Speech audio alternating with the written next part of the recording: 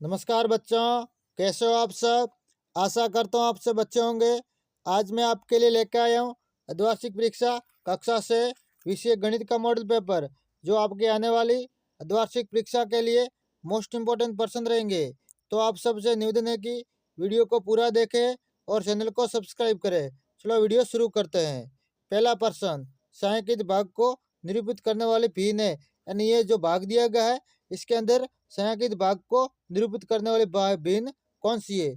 Option number 1/5, 3/5, 2/5, 4/5। तो इसके अंदर 5 भाग है, उसमें से 3 भाग भरे हुए, 2 भाग खाली है, तो 3/5 ऑप्शन नंबर ब सही है।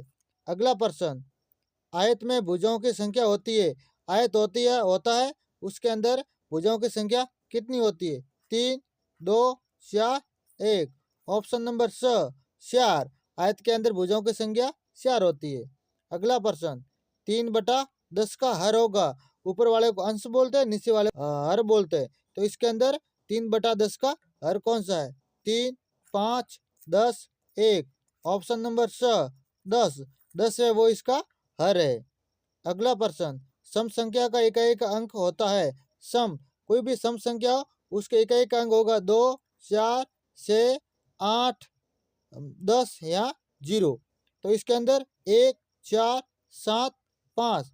तो ऑप्शन नंबर ब 4। 4 है वो सम संख्या का इकाई का अंक है। अगला प्रश्न, 99 का पूर्ववर्ती अंक होगा। पूर्ववर्ती संख्या वो होती है जो दी की संख्या से पहले वाली संख्या, और परवर्ती वो होती है दी की संख्या से बाद वाली संख्या। अगर पूर्ववर्ती आए तो आपको उसके अंदर से एक माइनस कर देना है। तो इसके अंदर 77, 98, 100, 96। तो ऑप्शन नंबर ब 98। 99 की पूर्ववर्ती संख्या है वो 98, और अगर परवर्ती आ जाती तो इसकी 100 हो जाती। तो ऑप्शन नंबर ब सही है। अगला प्रश्न, निम्नलिखित भिन्नों को दो दो तुल्य भिन्न लिखो। यानी 3/5 और 7/10 की दो दो आपको तुल्य भिन्न लिखनी है। अगला प्रश्न, निम्न को हल करो। इसको आपको हल करना है, ये मोस्ट इम्पोर्टेंट प्रश्न है। एक के अंदर जोड़ है, एक के अंदर घटाव है। अगला प्रश्न, 10 सेंटीमीटर का एक रेखाखंड खींचिए।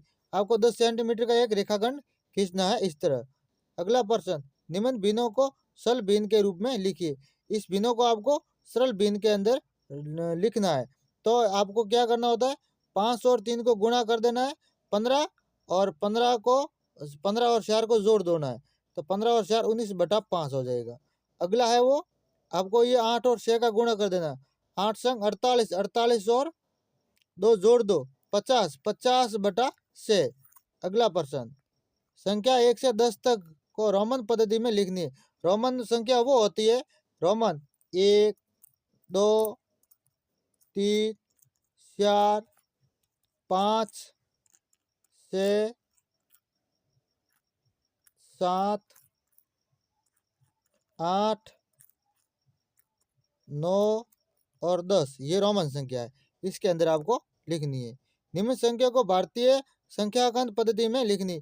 इसको भारतीय संख्याखंड पद्धति के अंदर लिखनी है। भारतीय संख्या वो होती है 1, 2, 3 वो, जिसको हम गुजराती अंक भी बोलते हैं।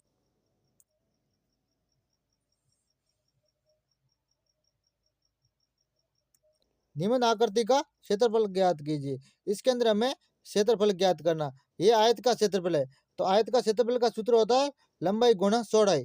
तो आपको इसके अंदर 2 गुणा 4 से गुणा कर देना है। तो 4 दूनी 8, 8 सेंटीमीटर। इसका जो क्षेत्रफल है वो 8 सेंटीमीटर है।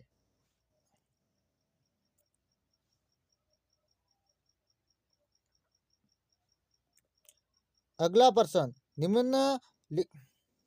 अगला प्रश्न, निम्नलिखित के बीच इसका आपको चिन्ह में से उपयुक्त चिन्ह लगाना है। यानी आपको कौन सी संख्या बड़ी है उसकी तरफ आपको चिन्ह लगाना है। -8 से 7 बड़ी है। आगे लिखा हुआ है 5, 5 से 18 बड़ी है। आगे लिखो -40 से -50, तो -40 बड़ी है। अगला 100 से ये 100 दिया हुआ, ये बराबर है। अगला प्रश्न, निम्न को हल करो। आपको इसको हल करना है। अगर भिन्नों की जोड़ दी होती है और उसके अंदर अगर हर समान हो तो आपको अंश को जोड़ देना है। तो अंश को जोड़ दो। अंश के अंदर क्या है, 18, 18 के अंदर 9 जोड़ दे तो 27, 27/21 इसका उत्तर है। अगला आगे, आगे क्या है, इसके अंदर भी अंश अरे वो समान है, तो अंश को जोड़ दो या घटा दो, घटाओ का सही नहीं होता तो घटा देना है। तो इसके अंदर 6/11 इसका उत्तर है। अगला प्रश्न, निम्न को सुमेलित कीजिए। आगे जो दिए गए उसको आपको सुमेलित करना। न्यून कोण, न्यून कोण वो होता है वो जो 90 डिग्री से कम हो, और जो 75। समकोण जो 90 डिग्री का हो। अधिक कोण जो 100 से 90 से अधिक हो। और सरल कोण 180 डिग्री कोण को सरल कोण कहते हैं।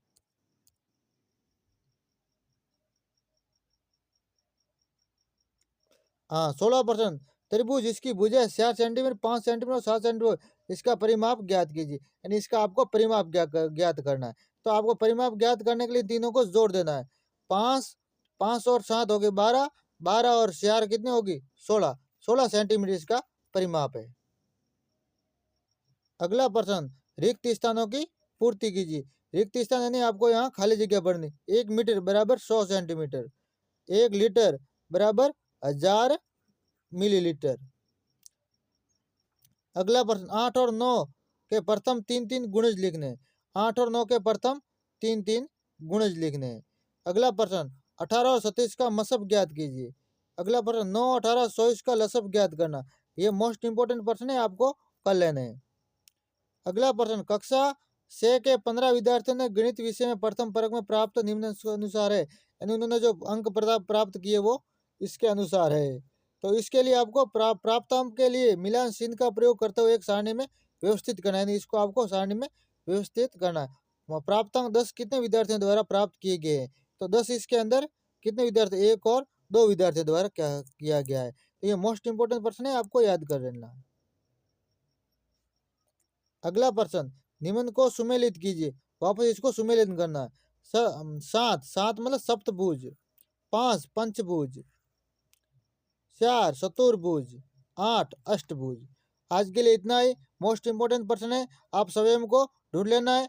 जो सरल था वो मैंने बताया है, जो आसानी से यहाँ बता सकते थे वो, क्योंकि गणित का जो सवाल होता है वो उसको हल करना होता है। तो आप जो जो मैंने हल करवाए वो आपको तो याद कर लेना है, और जो नहीं करवाए वो आपको स्वयं को हल करके याद कर लेना किताब से, सर के द्वारा जो आपको पढ़े होगा उसमें से ढूंढ कर याद कर लो।